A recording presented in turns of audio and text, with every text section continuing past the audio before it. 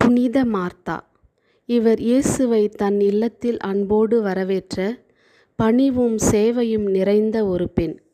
இவர் லாசர், மரியா இவர்களின் உடன் பிறந்த சகோதரி. இவர்கள் பெத்தானியாவில் வாழ்ந்தார்கள்.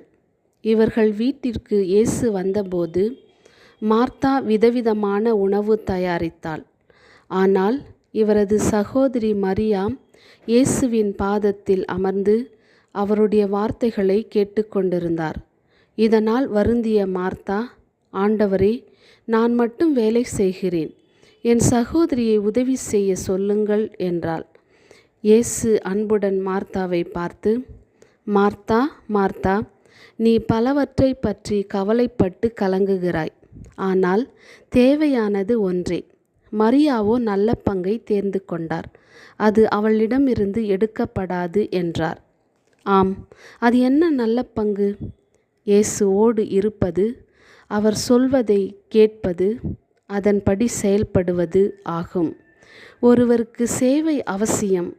ஆனால் சேவைக்கு முன் இறைவனோடு இருப்பது என்பது அவசியம் என்பதை தான் இந்த நிகழ்வு நமக்கு உணர்த்துகிறது. லாசர் இறந்தபோது அனைவரும் நம்பிக்கை இழந்தனர். ஆனால் மார்த்தா மட்டும் நம்பிக்கை இழக்காமல் உறுதியாக ஆண்டவரை நம்பினாள். சேவையும் ஜெபமும் நம் வாழ்வில் இணைந்து செல்ல வேண்டும் என்பதை இவரின் வாழ்க்கை நமக்கு உணர்த்துகிறது. புனித மார்த்தா பல துறைகளின் பாதுகாவலி.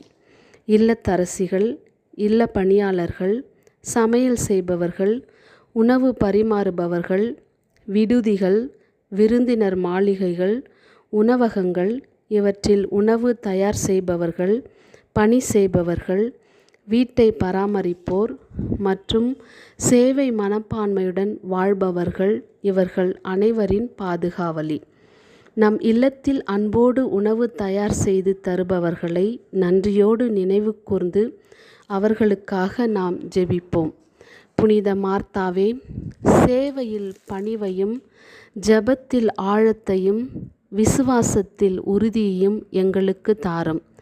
சேவை செய்யும் ஒவ்வொரு கரமும், ஜெபம் செய்யும் ஒவ்வொரு இதயமும் புனித மார்த்தாவின் பாதையில் நடந்தால் இறையருள் நம் இல்லங்களில் நிறைந்திருக்கும்.